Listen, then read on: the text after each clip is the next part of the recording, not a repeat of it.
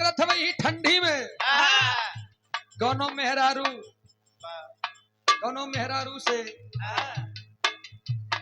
थोड़ी सी बहस हुई रे अपने मन से दोनों जब शाम के खाना पीना खाए ले तब दोनों बात करत हो ही ठंडी में कांपते कांपते मर्दवा का बका कहे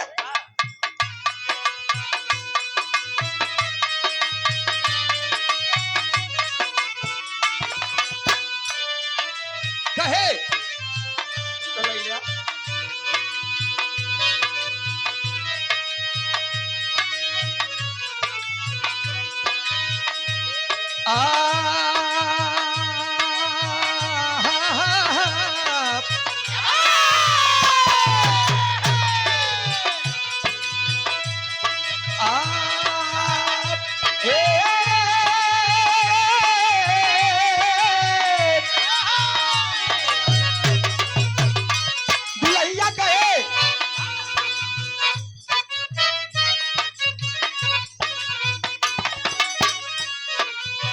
रानी हो तू ओढ़ावा राजाई दुनिया हो तू ओढ़ावा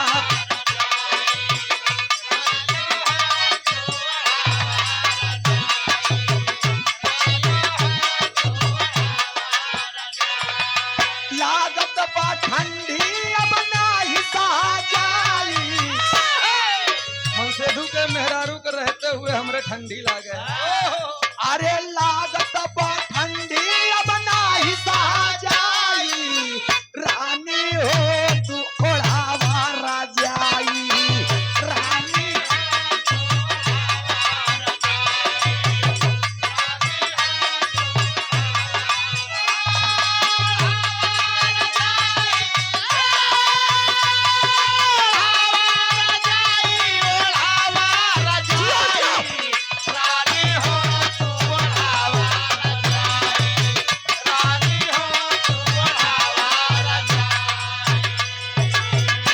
लेकिन ध्यान देंगे कलाकार समाज का दर्पण होता है मंच पर उसे 1-2 घंटे नहीं 5-5 7-7 घंटे का समय मिलता है लेकिन कलाकारों के लिए ये चाहिए खूब आनंद लीजिए खूब मस्ती करिए लेकिन अगर आप मंच पर हैं और 6 घंटे में आपके मुख से 15 मिनट के वार्ता में अगर हम लोगों को एक नया संदेश न मिला तो कलाकार के नाम पर सिर्फ कलाकार तक ही सीमित है लेकिन मैं बता रहा हूं आप लोग अमूल्य समय दे करके अपने बेटे अपने भाई सूरज यदुवंशी को सुनने के लिए आए हैं तो मैं आज एक बात सिद्ध कर दूंगा कि हमारे धरती पर इस धरती पर हर इंसान पैदा हुआ है हर इंसान जन्म लिया है हर इंसान का कोई ना कोई गुरु है कोई ना कोई माता पिता है लेकिन सर्वप्रथम गुरु हमारे कौन होते हैं ये लाइन में लिखा है कवि जी ने क्या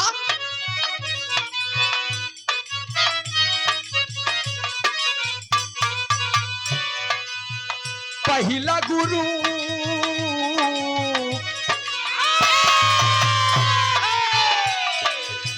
पहला गुरु हउए बाबू माई पहला गुरु हउए बाबू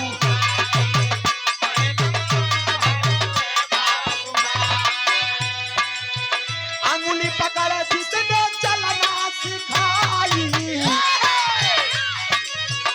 अंगुली पकड़ जिसने चलना सिखाई पहला गुरु हउए बाबू माई पहला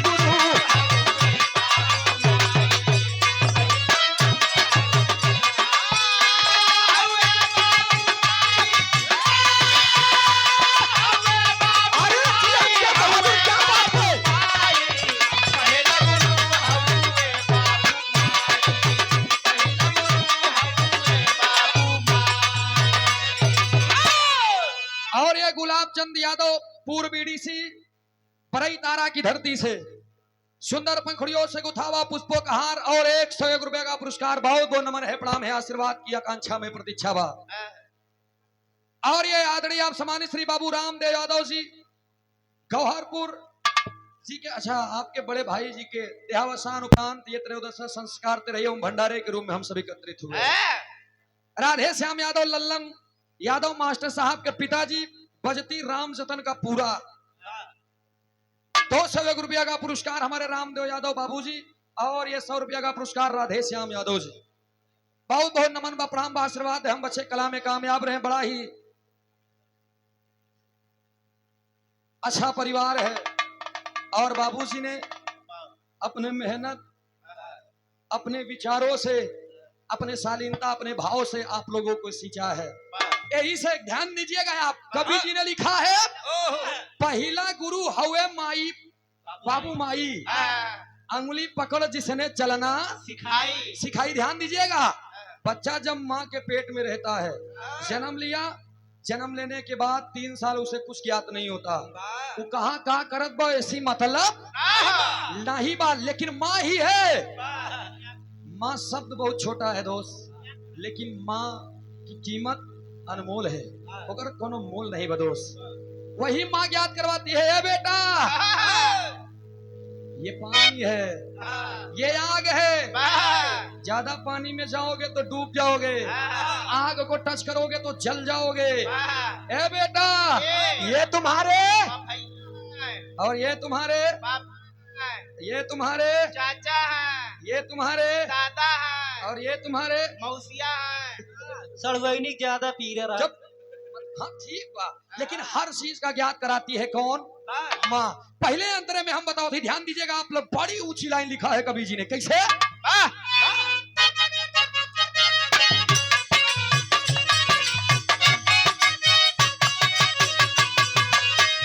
गर्भ में लियाली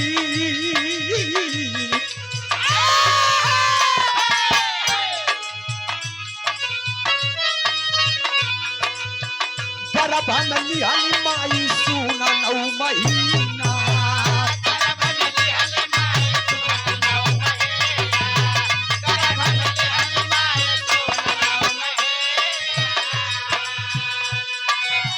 नरक लागे जीवन पूरा जननी के बिना।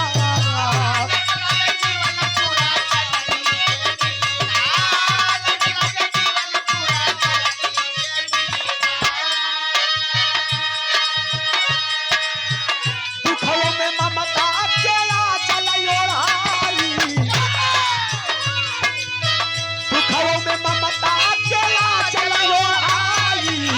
पहिला गुरु हउए बाबू माई, पहिला गुरु।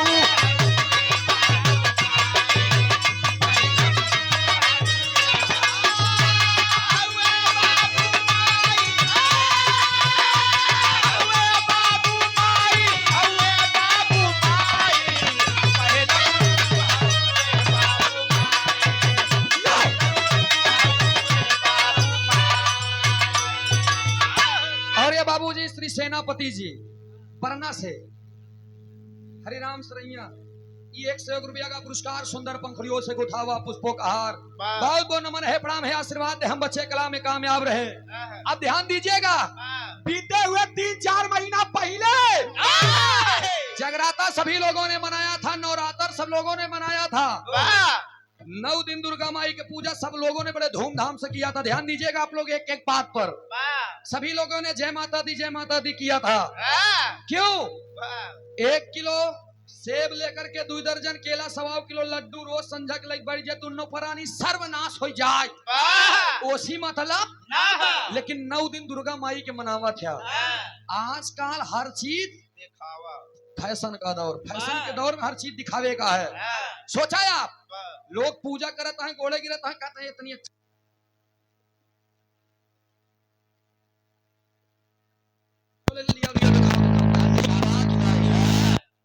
इतना करे के बाद ओकरे बाद ठीक बात ठीक उन्हें कि वीडियो ले ले का चढ़ावत है हो। सेब, केला, नारियल, बसाता नहीं बतासा, कहीं पढ़ लिख लेता नहीं। लेकिन है भैया 9 दिन दुर्गा माई के पंडाल में दोनों प्राणी बैठते। सोचा आप, वो पंडाल बनाने के लिए, सजाने के लिए मिट्टी की मूर्ति लाते हैं, और अकेले नहीं, पूरे गांव में चंदा वसूल 11 दैदा, तब जाकर के मिट्टी की मूर्ति खरीद के लाते हैं, और 9 दिन के बाद वो पानी में ले जाके अगर यही सोच गांव में किसी भी असहाय गरीब जो एकदम दुखिया है, जिसके पास हिम्मत नहीं है, ऐसे 100-100 200 500 रुपया चंदा लगा के अगर होकर मदद कर दे तो कोनो अपने बहन बिटिया के इज्जत ठाक ले, अपन शादी ब्याह करके अच्छा से जिंदगी जी ले, ओकरे मुड़े पे कर्ज न आवे। लेकिन ना, 9 दिन पूजा करते हैं, क्या है आप लोग उस मूर्ति की आवाज को सुना है? नहीं सुना। वही मूर्ति की आवाज, वही मूर्ति एक संदेश देती है, आवाज देती है कि ए बेटा, हमें 1 किलो सेब, 2 दर्जन केला, 1.25 किलो लड्डू चढ़ाए से दुर्गा ना खुशी हो जी है। तुम्हारे घर में जिसने तुम्हें जन्म दिया, जिसकी बदौलत तुम इस धरती पर आए हो, जिसकी बदौलत तुमने मुझे जाना है, घर में बैठे उस बूढ़े माँ बाप को खुशी कर लोगे तो ये दुर्गा अपने आप प्रसन्न हो जाएगी। लेकिन जीव जानत है मन मानत नहीं। दूसरे अंतर में हम फिर बताओ थे कैसे।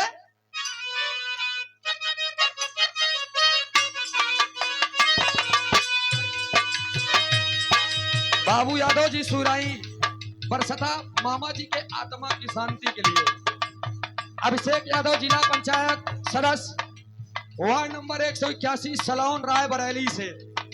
हालांकि अभी बीते हुए 1 महीना पहले हमारा और रुचि यादव जी का कार्यक्रम नेताजी के द्वार पे हुआ था। बहुत बहुत नमन है, प्रणाम है नेताजी के, बहुत बहुत शुक्रिया भाई के।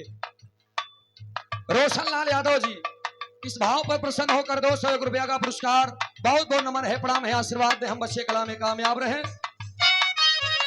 जहाँ रहे खुद रहे आबाद रहे। भैया भैया भैया नेताजी बहुत बहुत शुक्रिया आपको, विजयी हो फिर आई हम लोग। दूसरा लाइन में कहा गया कैसे।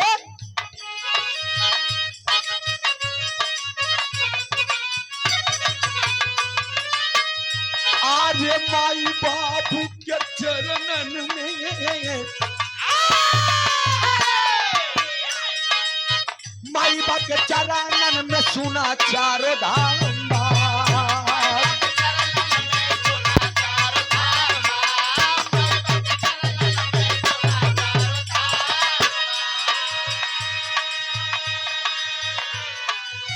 जिंदगी जिए के मिलल जैस पहचान पा, जिंदगी जिए के मिलल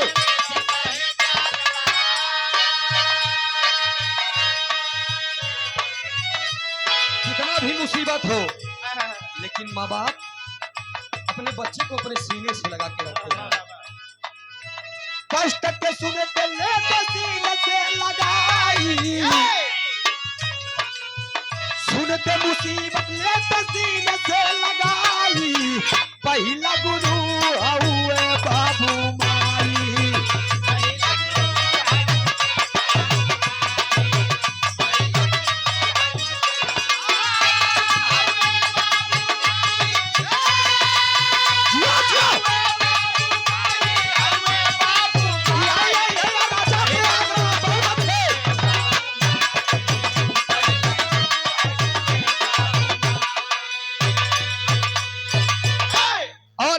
शानदार पुरस्कार भोलानाथ पाल प्रधानाचार्य, बाबूराम आधार केदारनाथ पाल इंटर कॉलेज, अतर सुइया प्रतापपुर प्रयागराज की धरती से ये 201 रुपया का पुरस्कार, बहुत बहुत नमन है, प्रणाम है। हमारे जैसे ना जाने कितने बच्चों की जिंदगी आपके प्यार के छांव में भला करती है, और न जाने कितने सूरज यदुवंशी उसमें भी होंगे, लेकिन केवल तलाशने और तराशने का काम होगा। रामदेव यादव गौहरपुर की धरती से 101 रुपया का पुरस्कार, बहुत बहुत नमन बा, प्रणाम बा आपके। अच्छा, बाबूजी के बड़े भाई जिनके त्रयोदश संस्कार त्रयी में हम सब एकत्रित हुए हैं, बहुत बहुत नमन है, प्रणाम है, और पूरे टीम की तरफ से सच्ची श्रद्धांजलि अर्पित करते हैं। ये आत्मा जहां कहीं भी हो, भगवान उन्हें अपने चरण में शरण दे।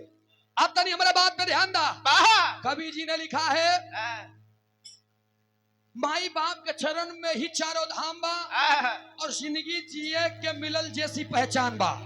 सोचिए, भगवान भोलेनाथ को हर इंसान मानते हैं, ध्यान दीजिएगा, भगवान भोलेनाथ को हर इंसान मानता है, और जब जाता है तो अपने घर में पहले ही बता देते हैं, भैया कल जब शंकर जी के पूजा करें 1 पौवा शुद्ध दूध दे दिया, नाग देवता के पियावे के बाद और लेकर के दूध और सवा पाव मोती चूर के लड्डू लेके जाइए। मोती चूर के लड्डू भगवान भोलेनाथ के मुहिम जबरी ठुसी है, जबरी ठुसी है। जबकि एक किनकी शिव शंकर जी की मुहिम जात नहीं। आज जवान दूधवा लेके जाते नाग देवता बरे, उनके मुहना में हाथे के ढरका लगाए दे चुल्लू बनाए थी। अब यही हलाला नाग देवता दूध पीले तू खुशी रहा तो शंकर जी खुशी रही है। काहे बिना चुल्लू लगावत ही जानत है आप लोग। इथा बरे जानत है कि पत्थरे की मूर्ति है, पत्थरन के ना गया न कटबई करी न फुकबई करी न हिलबई करी न डोलबई करी न दौड़बई करी। यही बरे हाथे से चुल्लू लगाए लेते मोहे में। सोचिए जब सही सही सांप निकल गया तो मोटकी लाठी मोटका बांस ही नहीं लागत है।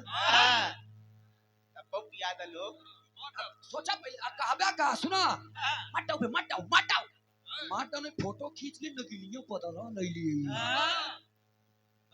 वो आँखी में कैमरा लेके चला थी।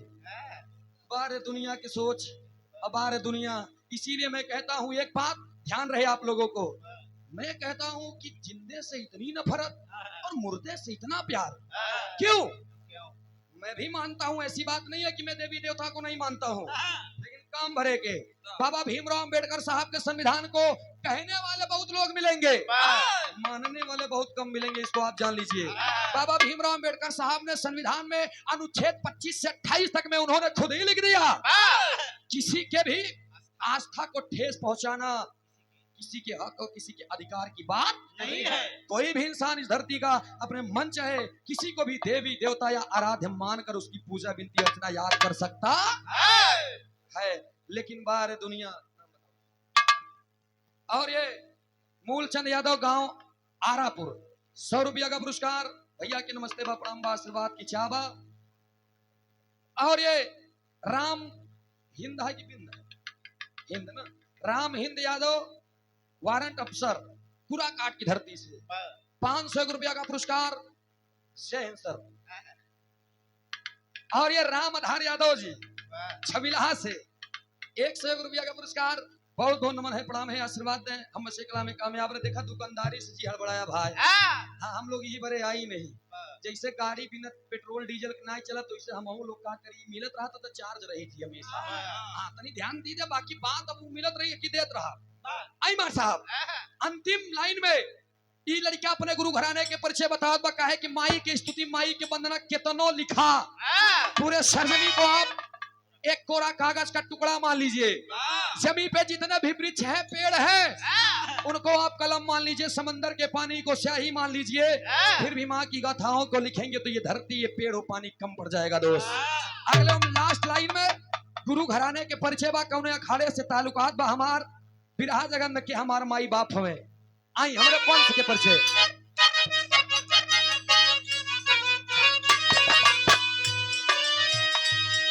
आर्य फुल्लू रामधार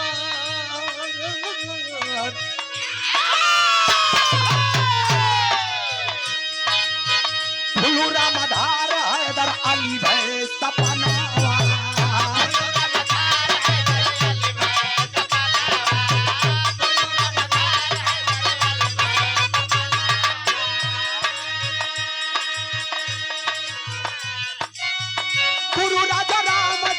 पूजली हम चरणवा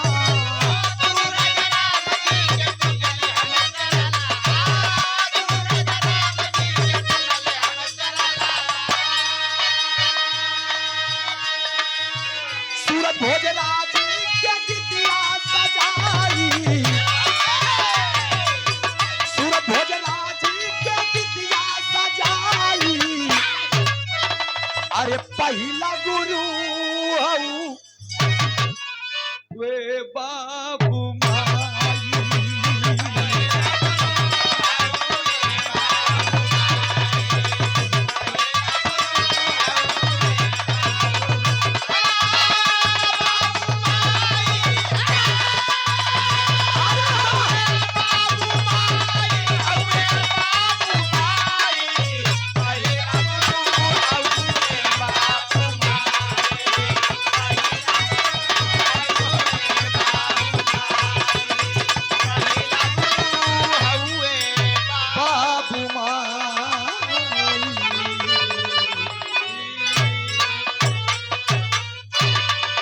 बाई के वंदना खत्म